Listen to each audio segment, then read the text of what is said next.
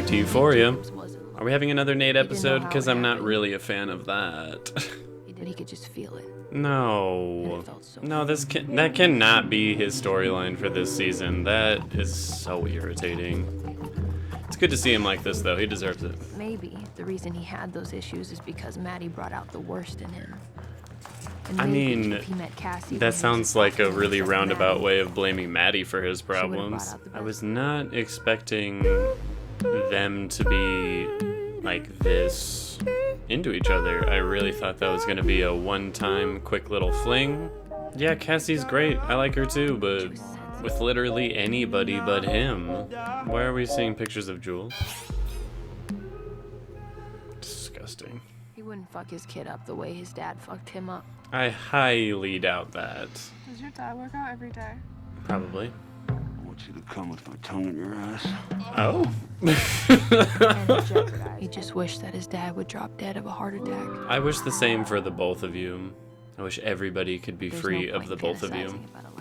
I 100% forgot that she had that. Yeah, you dumb fuck. You hid it in a book.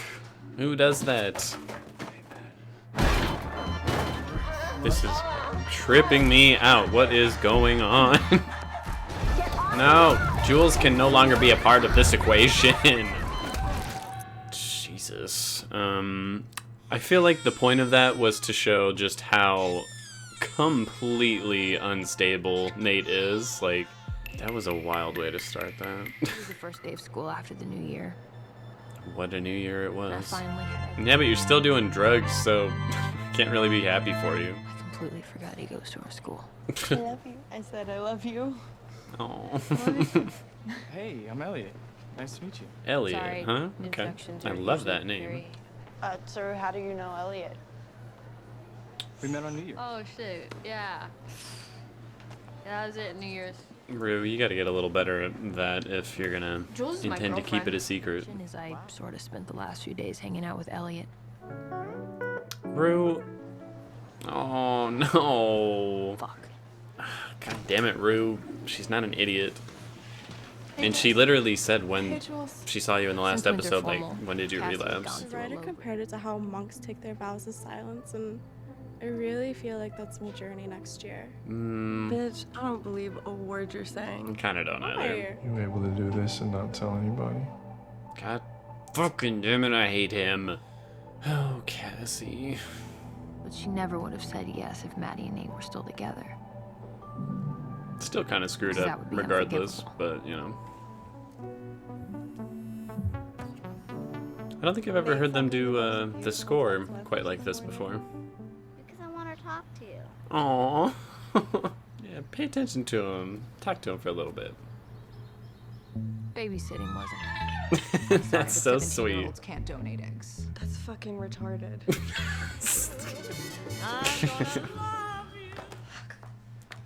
Whoopsie. Like, would you get in trouble for doing that? Yes. Is it the end of the world? Not really. Like, you're just trying on some clothes. People act like they wouldn't be able to afford it if anything got ruined. Why does she look so familiar? Damn. I definitely recognize her from a show that I've seen before, and I want to say it was something on the CW. Sure. All you gotta do is explain, I was just looking at it, it's so pretty, blah, blah, blah. Like, you don't have to... You can talk your way out of it. It's fine. Can you help me with this zipper? Oh, yeah, of course. wait a minute. Is that what's happening here? So sweet. Oh, okay. An abusive, wonderful relationship. No, flaunt us some more. Actually, really sweet.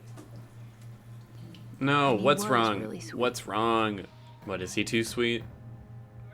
You want him to take a little more charge or something? What's the issue? Is she having another fan fiction moment? What is happening? It is a fan fiction moment. Awesome. I feel you, Kat. I feel you.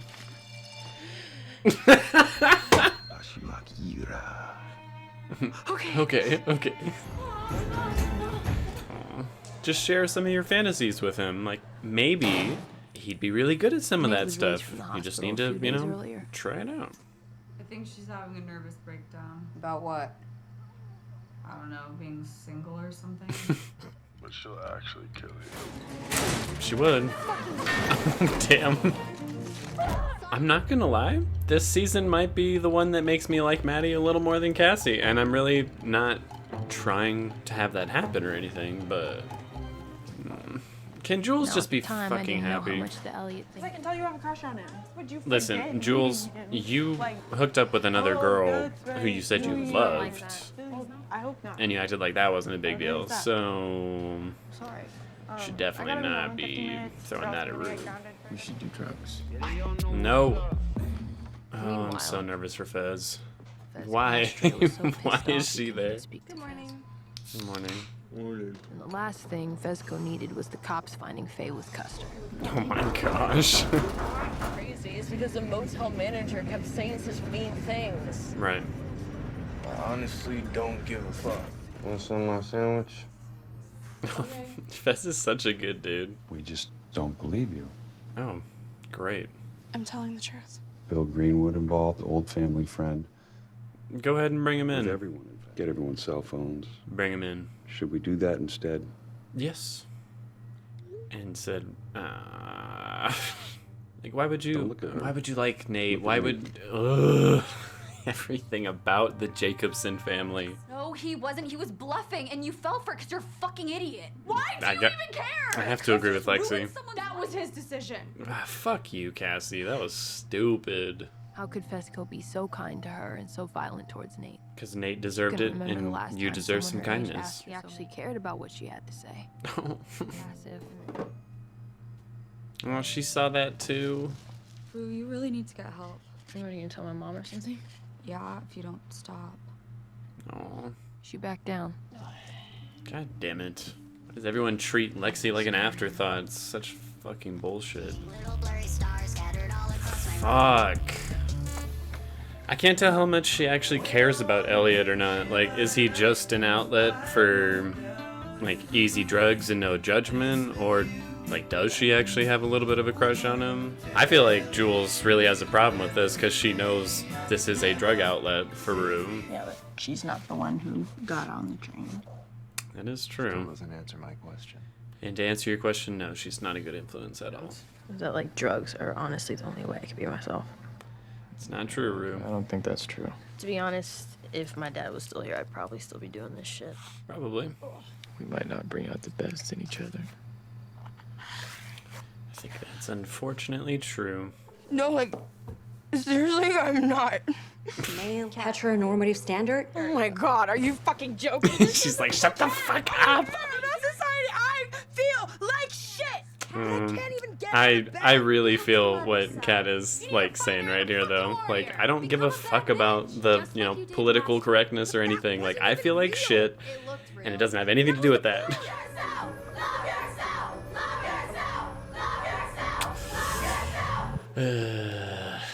Oh, that was really cool what they did there. What the fuck? Yeah. She brings the rain. Go ahead and answer. Oh yeah, she brings the rain. Why don't you both say hello? I was really prepared to give Cassie a pass. Be like, hey, you're in a bad spot. You're having a moment of weakness. So you hooked up with Nate. Oh well. I didn't realize that apparently she's been having feelings for him for quite a while. Just take the stairs. Look who the cat dragged in. Good to see you again. Yeah. Well, she's one of them. So there's definitely a thing between the two.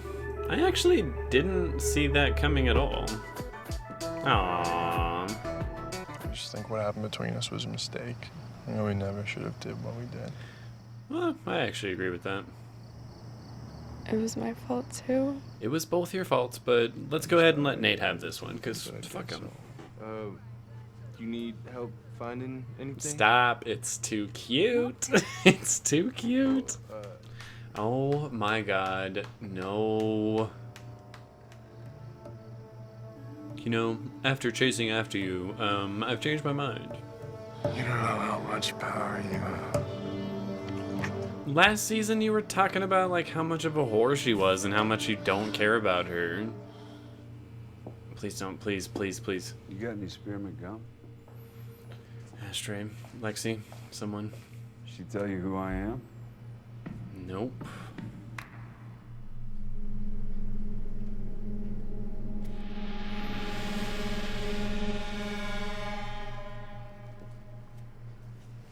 Nice little psych out. Well, that's gonna be a lovely problem to deal with. Rue, you really gotta get this shit together. It's such bullshit that he's gotta live, like, terrified now. Get back together with Nate. It's a terrible idea. It's a mistake, right? Yes. I don't know if I can help it. You can. You can. Want to sit down? Now, what if there was a little thing between Ollie and Rue's mom? She's got a long way to go. But so did I at her age. Damn it, anytime Rue gets, like, emotional or is about to cry, it really gets me. You stupid dumb idiot, Cassie. It's gotta be the girl, right? She did something. Oh, God. You remember that classmate of mine that you fucked? Jules? Damn. And now they keep threatening to go down to the police station and say that you like to fuck little kids. That is not how it happened, you fucking asshole. So maybe I was sticking up for you. Do you have it? Not anymore. Yeah, fucking Oh, shit. I do have a couple issues with...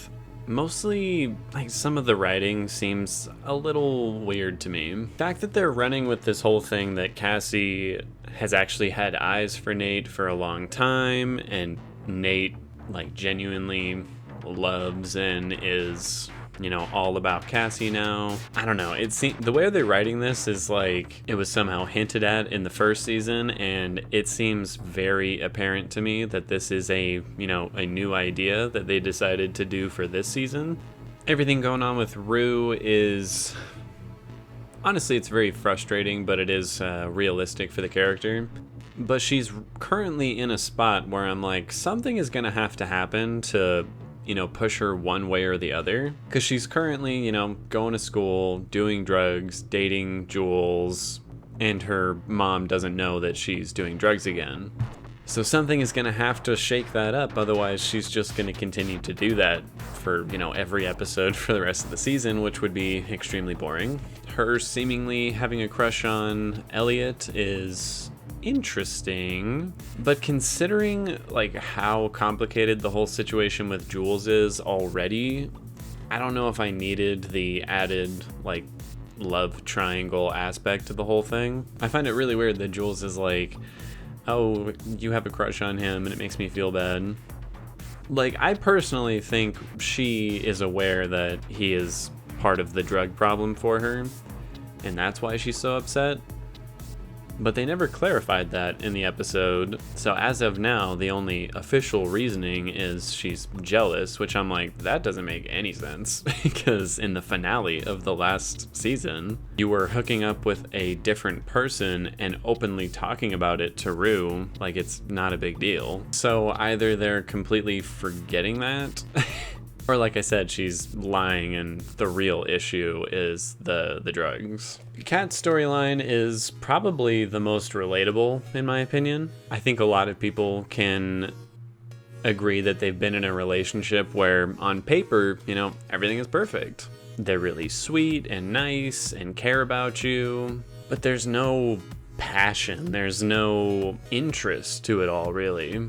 And no, a good relationship doesn't need to have conflict. It doesn't need to be Nate and Maddie's relationship by any means. But both people have to be on the same page. Maddie and Jules made a good point, being like, well, maybe some people are just built different. And I think that's true. And I think Ethan is that person who, you know, just wants nice, sweet simpleness to everything. And I think while Kat thought that was something she was after, now having it, she's like, ooh, this is super boring. Like, I'm not enjoying this. And I really loved the scene of like all the different like self-help people all telling her like, no, you're perfect and, you know, love yourself. Because I think on one hand it is good that people are preaching, you know, body positivity in general, like you should love yourself, yes. But I think also a lot of these people forget that people's problems are not as simple as, oh, I just need to love myself. Sometimes there are things about yourself that are not good. You shouldn't love that about yourself. You should want to change that and be better. And it is pretty annoying how people are like, no, nobody has flaws. Everybody is perfect in their own way. That is simply not true. There are a lot of things about people that we should not judge. We should not, you know, try to change that. There are a lot of things we should accept about ourselves. But there's also a lot of shit that we should not. You can't be like, oh, I'm super, super lazy, but that's just who I am, and I love that I'm lazy. No, laziness is not a good quality, no matter who you are. That's something that you should improve and try to change. Learn to love the other parts about you that are good. So yeah, I really like that scene. Now she's like, you're not fucking listening to me. Like, you're telling me to love myself, but there is a problem. I need the problem fixed. I don't need you to tell me to love myself. Introducing that other character who, I'm sorry, I do not remember the name, but the girl who's a heroin addict who's now living with Fez, I would assume there's going to be a major conflict because of that later down the line. But as of right now, I'm like, why is she on the show? Like, she's kind of just around. And I found her entertaining in the first episode, but I found her much less entertaining here. Lexi was another like really sweet, relatable character. Again, I think that's something at least a lot of people can relate to, of hating yourself because you're just too weak, too timid, you're too shy to be able to really put your own voice out there. And she blamed herself for, you know, Rue ODing because she thought, you know, if I had said something, if I had stuck to my guns, maybe that wouldn't have happened. I am really torn on the scene when Nate's dad goes to the gas station with the gun, because on one hand I think the scene was masterfully crafted in terms of tension, but in terms of sense and writing, I feel like we all got cheated a little. Had they played that scene out the exact same way but just removed the fact that there's a gun in his pocket, I think it would have been perfect. But the fact that he had the gun, I'm like, why did you bring that? Like, there's really only two options. One, he went in there fully intending to kill this dude and then decided at the last second not to, which nothing that was said in that scene really implied that that was the case. So the only other option is he had the gun simply to intimidate the audience and nobody else. Like, maybe you can make the argument, oh, he made it clear that he had a gun in his pocket so that he could freak Fez out, but I don't know, man. If that were the case, he should have pulled the gun out. Not actually used it, but, you know, showed him that he had it. To me, it seemed like a kind of a cheap way to really put the fear of God in the audience that Fez was about to get shot, when I think the scene could have been much more effective having him just walk in, no gun present at all. Because at that point, you could still be kind of freaked out, like, oh, is he about to, like, kick Fez's ass or kill him with his fists? Like, the dude, he's a pretty big dude. I believe he could do it. So I don't know. I thought it was a little cheap for him to have a gun that was not used or really necessary for the scene. The way they end the episode certainly gets me, you know, interested in specifically how Nate and his dad's storyline is going to play out. Now that the dad is aware that that tape is out there somewhere, things are about to get pretty rocky. Things are already pretty rocky, but that's definitely going to make it a lot worse. But let's move into the technicals. Writing, as you may have already guessed, I'm not too jazzed on the writing in this episode. I think they've done a much better job before. Again, I think Nate's dad having the gun during that scene was literally just to freak the audience out and didn't actually make sense for the character. So I think in terms of character motivations, it was a little off. Cassie being like madly in love with Nate and Nate in love with her, it just seems so out of left field. And if they had played it that way, like, oh yeah, it just happened, I don't know what happened, but we love each other now, I could buy that. That shit happens. But they're really trying to imply that this has been a long-standing thing that they've been building up towards, but never actually showed any of that in any of the other episodes. And I know the whole show is from Rue's, narrative, so how reliable is it really? But I think you can only use that as an excuse so much. I think a majority of what you see on the show is meant to be taken at face value. Again, Jules being upset and jealous about, a crush for Rue. If that's actually the reason, I think that's really poor character motivations and does not make sense for what happened to her only 3 episodes ago. But if that's just a front for the real reason, then that I totally buy. I think that's actually quite good. So it's unfortunate because I need to give a rating for this episode, but a lot of stuff is kind of left in the air, not 100%, nailed down in terms of figuring out how someone feels. So I don't know, that one might be an issue, it might not be. But I thought Kat's character and Maddie's character were very much in line with themselves from the first season. I love bringing back the fan fiction thing for Kat because that was one of my favorite moments from the first season. And it was a thoroughly hilarious scene right here too. No, please. You killed the love of my life. Don't take me. It's very entertaining. Very funny. And in terms of plot progression, I'd say we actually had a decent amount here. Like the conflict between Rue and Jules is, starting to heat up just a little bit. They've kind of set up the conflict between Kat and Ethan, how they're not, really gelling the way they want to be. And obviously Cassie tells Nate's dad that Fez is the one who did what he did, which was so goddamn stupid. Like, why would you do that? Cassie in general in this episode just really irritated me. And that sucks. She was my favorite character in the first season. I think I would have a lot less issues with her doing any of this if it was for literally anybody else but Nate. Like, her acting like this for him just especially makes her unlikable, in my opinion. But anyways, the pacing, honestly, I thought the pacing was super slow. Normally, I think the pacing in this show just breezes right on by. And there are some moments in the episode where it feels like it's really, moving along. But there was a lot of this episode where I was like, can we hurry up just a little bit? I feel like after such a solid premiere, we did not really get that great of a follow-up. So for writing, I'm gonna go for a 6 out of 10. Editing, y'all know, production value-wise on this show, they just don't mess up.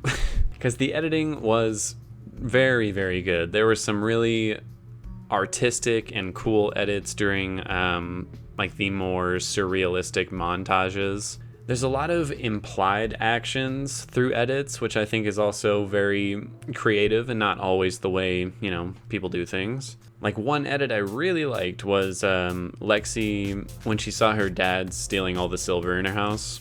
They easily could have cut it in, a bunch of different ways, but instead they choose to hold on her backing away into the shadows. But before she's completely gone out of frame, that's when they cut. Again, it's a really simple thing, but I think most editors would have held on to that shot for another second or two, and it wouldn't have had the same impact. There are little decisions like that that make the editing on this show really stand out. So 10 out of 10. Cinematography, that's getting a 10 out of 10. The cinematography on this show is just too damn good. And even though this season is now shot entirely on film, which I might be the one person who's like, I don't really give a shit. I'm not the kind of film person who's like, oh, you have to shoot something on film for it to be art. Plenty of things look great when they're shot digitally. This show in particular, I'm not gonna lie, I think it actually looked a little better when it was shot digitally. I think this looks unbelievably good, do not get me wrong. But if I had to pick one or the other, I would probably pick the visuals of the first season just because colors pop so much more in digital. Film, it has an intentionally kind of washed out look, which like I said, it looks super good. But for this show, Personally, I think the digital look was actually a little better. That does not change that the lighting in this episode in particular, I feel like went back a little bit more towards season 1's like really bright neon colors. Like, of course, there's still plenty of naturalistic like yellow or blue lighting in here, but in this one there was a lot more like neon reds from like the bowling alley, or like bright blues from like the jacuzzi that they're sitting in or something, and stuff like that. I am a fan of. Bold choices are always very nice. That and the actual framing of everything was quite good. So yeah, 10 out of 10. Sound design might surprise you, but I did not quite like it as much in this episode. The score, I think, as always, was exceptionally well done. Did a great job really making your heart pound during the, fake gun scene. But there were a couple copyrighted music choices that I just didn't think they really fit the scene. Like, maybe they fit the character that they were applying it to, but I don't know, I just didn't think it was that good. But so much of the sound in this episode did, so I'll do an 8 out of 10. Acting in this episode was like stellar. If I had to pick 2 constant like highlights of this show, it's always going to be the visuals and the acting. The acting on the show is incredibly grounded, sometimes really funny, sometimes really emotional. Personally, I think the star of this episode was Maude Apatow, who I still can't get over the fact that that's Judd Apatow's daughter. But seeing her play things pretty close to the vest, like she's not as grandstanding as a lot of the characters, but particularly the scene when she's in the gas station and Nate's dad is walking around her. Like, she played that hesitation and fear so well. She did a great job with that. And I also think the moment where she finds out that Rue OD'd was very well played. Like, you can see the shock and guilt just hit her so quickly, but again, it's done very subtly, very naturally. I think she did a great job in this episode. So the acting is gonna get a 10 out of 10. Costumes and makeup. Again, there were some costume choices in this episode I did not like. It was mostly personal taste stuff, and I suppose you could write it off as like, oh, teenage characters would dress themselves sometimes in very bold and not flattering ways. But I don't think that was the intention. I think it was meant to look good, and I just don't think it did. But makeup in particular on the show, I think they do a very good job making the characters that need to be, naturalistic. So I'll do another 8 out of 10 for that. The set design I thought was very good. There were quite a few locations in this episode that worked exceptionally well for the scenes that they were for. Like, I love the backdrop of the bowling alley, the construction site that Cassie and Nate do stuff in. And even though it's really a continuation of the first season, I think everyone's homes and their individual rooms are so suited to them personally that I'm very impressed with how well they designed it all. But it still didn't blow me out of the water, so I'll do a 9 out of 10 for that one. And visual effects. I honestly think there were not any visual effects here. Were there? And I'm just not remembering the scene. I'm pretty sure everything was done practically here, which I've said before, I really like that. And a show like this doesn't need, big visual effects additions for every episode. But as far as I can tell, I don't think there were even any like practical effects to speak of. I think the only effects you can really say that were in the episode was when Ethan was killed by like the Dothraki dude, just because they had, a fog machine and blood splurting out of him. But I mean, the intended effect of that scene is for it to be kind of comical and unrealistic, which they did very well. But again, it's nothing that's like gonna impress me, so I guess I'll just do an 8 out of 10. And that gives this episode an 8.6 out of 10, but again, with my new rating system, I'll drop it a point if I don't really like it. If I thought it was okay, I'll leave it where it's at, and if I really liked it, I'll add a point. In this case, I didn't really like it. I think this is the very first episode of Euphoria that I am not a huge fan of.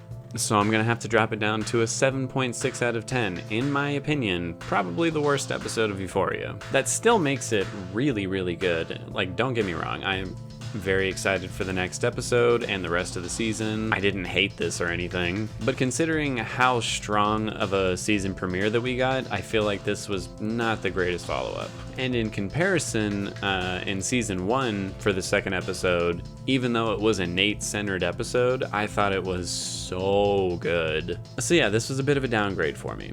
Regardless, I'm excited for next week. I hope to see you all there, and that's about it.